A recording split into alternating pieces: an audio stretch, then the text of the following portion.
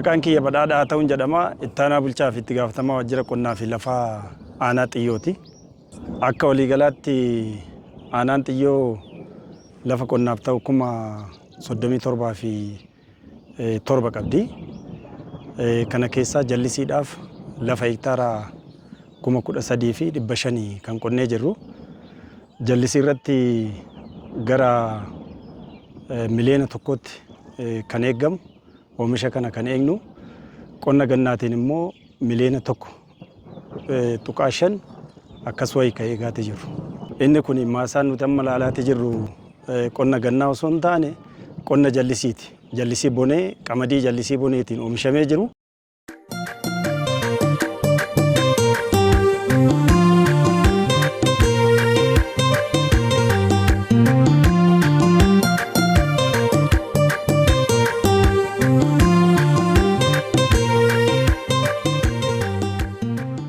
Xaa'oo uumamaa, xaa'oon idilee, kompoostiin, varni kompoostiin qotee bulaan akka fayyadamu gorsaatii jirra.